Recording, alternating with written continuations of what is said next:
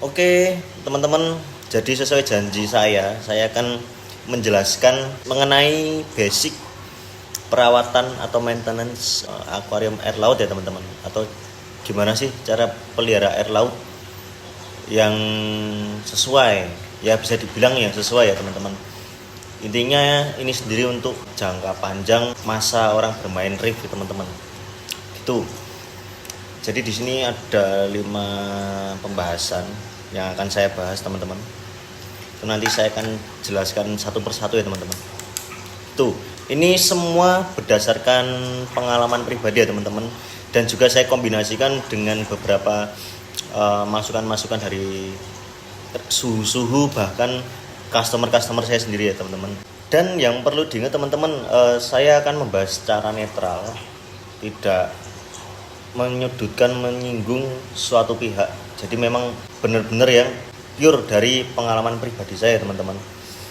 Saya hanya ingin sharing aja menurut pengalaman saya itu gimana cara ngerawat akuarium air laut gitu ya teman-teman. Oke, teman-teman nanti mungkin bisa ambil sisi positifnya aja teman-teman. Jangan semua terus diadaptasi lalu dipatenkan, itu jangan. Jadi memang ya untuk gambaran aja teman-teman gitu ya. Oke, kita langsung ke segmen yang pertama. Jadi untuk dosing Big 3 ya teman-teman. Banyak yang tanya, Mas, apakah perlu dosing? Kalau koral saya cuman mungkin ada sedikit LPS dan banyakan softies ya teman-teman. Ini biasanya yang tanya itu pemain-pemain baru ya teman-teman. Nah, untuk itu saya jawab dulu nih ke beberapa teman-teman yang tanya itu, Mas, jenengan pakai air NSW atau ASW kan gitu teman-teman. Itu yang pertama, karena ASW dan NSW sendiri memiliki plus dan minus masing-masing ya teman-teman. Nanti akan saya jelaskan di segmen berikutnya teman-teman. Karena saya itu pecinta koral ya teman-teman, jadi menurut saya penting teman-teman dosing Big 3. Karena koral sendiri itu yang pertama dia butuh kestabilan parameter air teman-teman, baik dari Big 3 maupun kadar garam atau salinitas teman-teman. Nah, nih kalau untuk Big 3 sendiri itu koral mix ya. Kita ngomongin koral mix. Jadi ada mencakup semua jenis koral.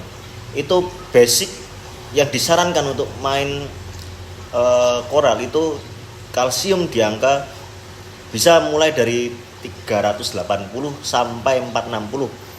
Jangan lebih dari itu atau bahkan kurang dari itu ya. Kalau bisa naik turunnya cuma dikit aja di sekitaran 400 atau 430 teman-teman. Lalu yang selanjutnya adalah KH teman-teman. KH sendiri ini menurut saya salah satu parameter yang sulit distabilin teman-teman. KH ini sering naik turun, kadang drastis ya teman-teman. Tuh, KH ini direkomendasikan main di 7 hingga 8,6 kurang lebih segitu ya teman-teman. Kalau saya sendiri di tank ini, tank frag tank ya yang ada SPS-nya itu saya main di 8,3 teman-teman. 8 sampai 8,3. Kalau bisa ya saya pertahankan segitu. Saya belum nemu dosing yang pastinya ya teman. Jadi saya masih per minggu saya ngecek untuk menyesuaikan dosingnya apakah benar-benar tepat. Terus yang selanjutnya adalah magnesium teman-teman. Magnesium ini juga kadang bisa naik turun secara drastis ya teman-teman. Nah, untuk dosing yang saya gunakan ya teman-teman, dosing yang saya gunakan sendiri adalah Red Sea. Red Sea, saya menggunakan Red Sea semua ya. Mas, kok pakai Red Sea, kenapa nggak pakai yang lain? Alasan saya bukan endorse ya teman-teman, melainkan menurut saya Red Sea ini memiliki konsentrat yang tinggi teman-teman dibanding beberapa produk lainnya atau bahkan produk DIY, kecuali DIY-nya kita ngeracik sendiri ya teman-teman. Nah, itu beda lagi. Nah, untuk Red Sea sendiri ini alasan saya bilang konsentratnya tinggi itu karena ini teman-teman. Nah, bisa dilihat dia untuk menaikkan 1 ppm, ini contohnya magnesium ya teman-teman. Untuk menaikkan 1 ppm magnesium itu hanya diperlukan 1 mili teman-teman per 100 liter air. Nah, untuk yang saya temukan di beberapa produk lainnya itu ada yang bukan menganjurkan, memang takarannya dia lebih banyak. Jadi kayak ada yang 10 mili, 15 mili, bahkan 20 mili per 100 liter air. Nah sekarang kalau tank saya yang frac tank ini ya teman-teman, itu 400 literan. Saya harus mendosing untuk menaikkan ke standar parameter. Misalnya kondisi parameter saya drop ya teman-teman. Nah berarti saya harus dosingnya banyak gitu loh teman-teman. Kalau masalah penggunaan produk, saya nggak yang mikir karena gengsi atau banyak orang pakai, enggak. Menurut saya ya sesuai kebutuhan saya, lebih efisien. Karena gini teman-teman, ini kurang lebih yang 1 liter itu, kalau tiga-tiganya ya 1 literan semua itu kurang lebih di 800 atau 900 ribu teman-teman. Cuman kan konsentratnya tinggi teman-teman, 1 liter loh. Itu kita cuman butuh dikit-dikit untuk naikkan ppm pada kadar bitri ya teman-teman. Sedangkan di produk lain itu 1 liter itu kita membutuhkan dosingnya kurang lebih ya 15-20 mili per 100 liter air.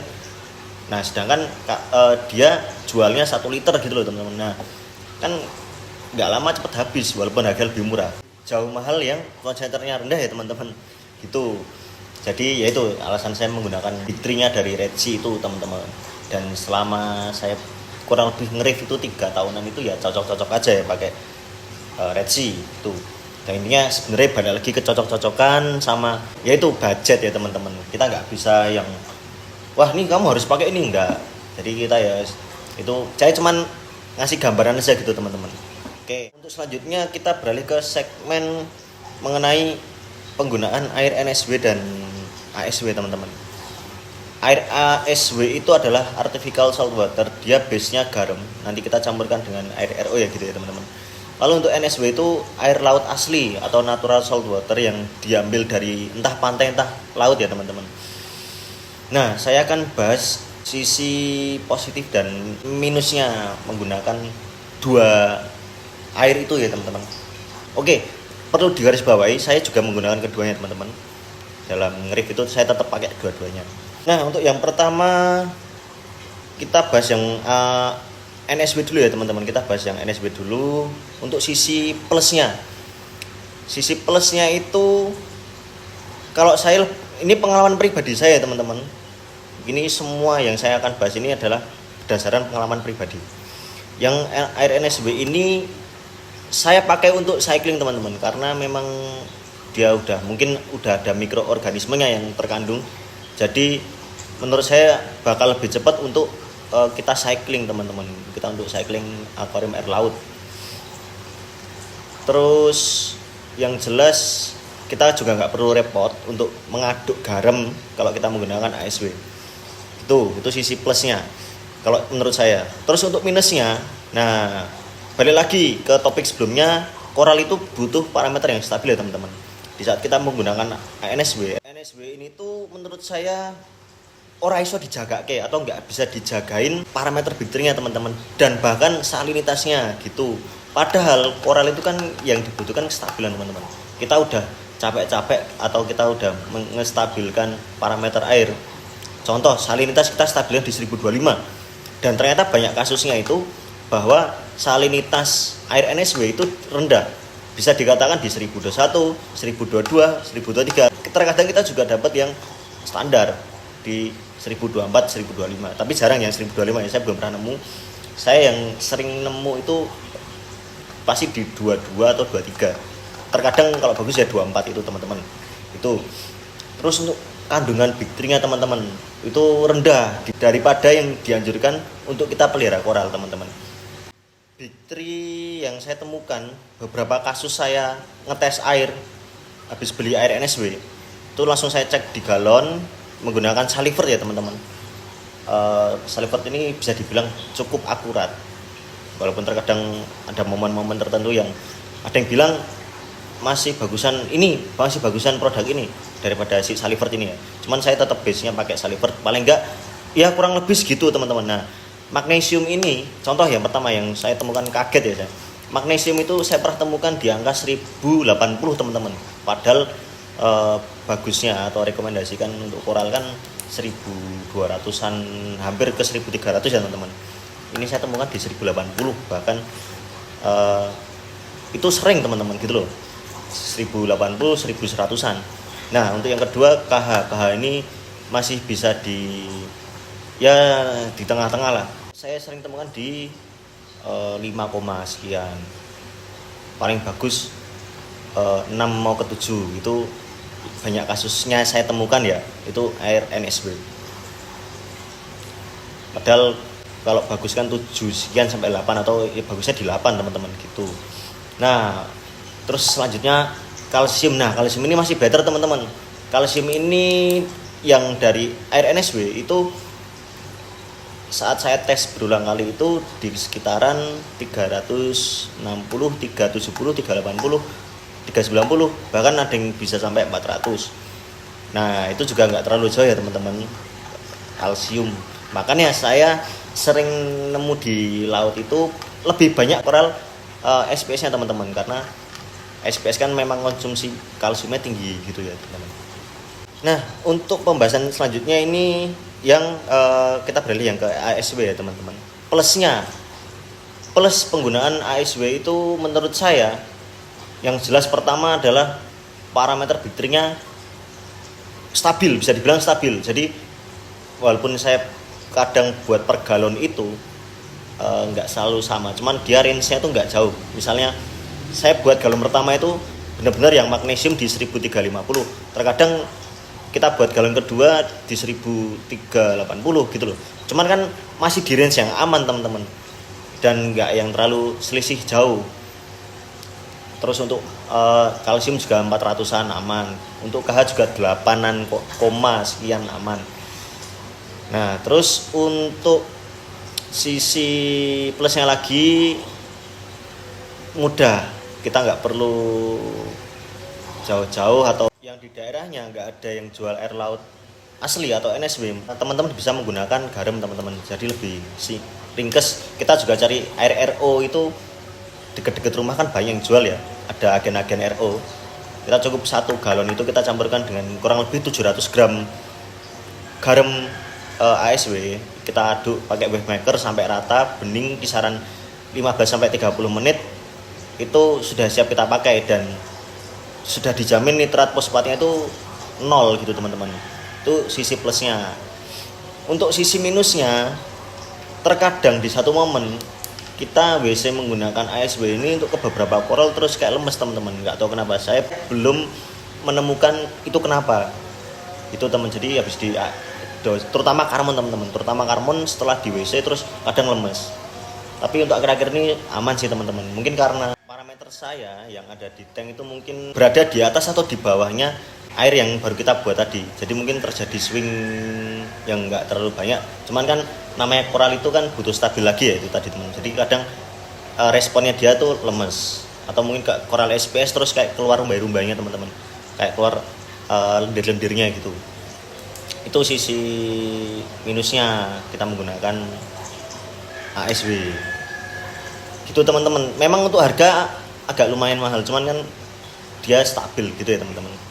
Oke, kita selesai pembahasan yang penggunaan ASW dan NSW. Sekarang kita lanjut ke segmen berikutnya, yaitu mengenai auto top up air tawar teman-teman. Nah, seberapa penting kita harus punya alat ini gitu loh. Nah, untuk auto top up air tawar sendiri menurut saya itu penting ya teman-teman.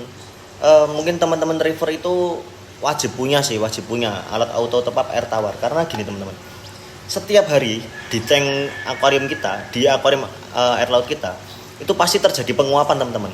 Nah, yang menguap itu air tawarnya teman-teman, air tawarnya saja. Jadi kayak kandungan garam, buliran-buliran garam itu meninggal di tank. Jadi saat dia air tawarnya menguap, kondisi parameter atau salinitasnya itu semakin tinggi. Jadi misal kita main di 1024, penguapan kita nggak tambahin air tawar selama 4 hari, 5 hari atau bahkan seminggu, pasti kandungan salinitasnya itu atau kadar salinitasnya itu bakal naik teman-teman. Jadi 1026 atau bahkan 1027, dan itu pasti mengakibatkan koral itu stres dan mati gitu loh teman-teman. Nah, kenapa kita harus punya alat auto top up ini teman-teman? Ya kalau teman-teman itu slow atau posisinya di rumah terus, masih sempat untuk nambahin air tawar secara manual, kita tuangkan. Enaknya tuh digarisin teman-teman. Di sum filter itu kita garisin di chamber terakhir. Karena nanti kalau berkurang itu yang kelihatan di chamber terakhir, entah sam belakang atau filter bawah. Itu kita kasih garis saja teman-teman. Kasih garis. Sehari itu pasti berkurang teman-teman. Nah nanti kita tambahin air tawar segitu. Cuman kan kalau kayak gitu terus capek ya teman-teman. Kadang nggak cover, kadang kita sibuk pergi atau gimana lupa dan malah nanti pulang-pulang koralnya pada crash, koralnya pada mati. Nah kan nggak mau kayak gitu kan ya. Jadi enaknya pakai auto top up air tawarnya teman. Jadi udah otomatis kalau air tawarnya berkurang itu nanti dari galon nuangin sendiri gitu teman-teman ke. Jadi intinya setiap menguap nambah, setiap menguap nambah gitu teman-teman. Jadi saya sangat merekomendasikan untuk membeli teman-teman. Dari awal kita punya akuarium air laut wajib beli auto top up air tawar teman-teman. Murah teman-teman. Ada start dari puluhan ribu bahkan ratusan ribu ada. Tergantung, kalau saya menggunakan merek MJS ya teman-teman, karena ya saya nemunya itu ya di Tokopedia yang banyak orang review bagus, ya saya beli itu. Dan tank di rumah saya semua ini pakai MJS itu teman-teman. Jadi nggak perlu repot-repot, kita nggak perlu kepikiran tanknya, waduh saya lupa nambahin air tawar, mati nggak ya nanti. Nah jadi itu teratasi ya teman-teman. Kalau bagi yang sibuk kerja banyak sering ditinggal, cocok untuk beli auto top up air tawar. Kita sekarang sudah selesai pembahasan itu, kita lanjut ke pembahasan rekomendasi dosing penurun nitrat dan fosfat teman-teman. Nah ini banyak yang tanya nih. Untuk mengenai nitrat dan fosfat ini memang kebanyakan dari teman-teman itu berkutat di masalah, Mas gimana mas nurunin nitrat sama fosfat, wah pusing ya nggak turun-turun, koralnya pada nggak sehat. Nah itu saya banyak nemu kasus itu nitratnya di atas 50 teman-teman, bahkan hampir nyentuh angka 100. Fosfatnya juga tinggi 0,5. Nah saya udah nyoba beberapa produk dan direkomendasikan oleh beberapa teman-teman. Saya menggunakan reducer ini teman. Lagi-lagi saya nggak di-endorse teman-teman. Saya ya ini saya bisa merekomendasikan karena benar-benar nitrat saya di frac tank ini, frac tank 2 yang ada SPS-nya itu sebelumnya nitratnya 50 teman-teman. Sekarang setelah dia treatment kurang lebih 2 minggu itu turun teman-teman dari 50 ya. Dari 50 jadi 0,02 teman-teman nitrat, dan efeknya SPS saya bagus sekarang, aman, nggak ada yang mati, nggak ada yang RTN. Lalu untuk fosfatnya sendiri saya cek, yaitu saya cek tadi malam ya teman-teman, itu fosfat di angka ralat teman-teman, ralat nitratnya di angka 2, fosfatnya itu di angka 0,03 atau 0,02 gitu teman-teman.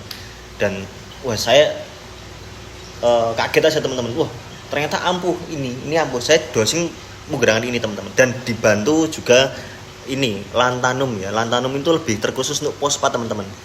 Nah saya menggunakan 2 ini teman-teman. Untuk anjurannya sudah ada ya, jadi kalau teman-teman beli tinggal ngikutin anjurannya aja yang ada di sini gitu ya teman-teman.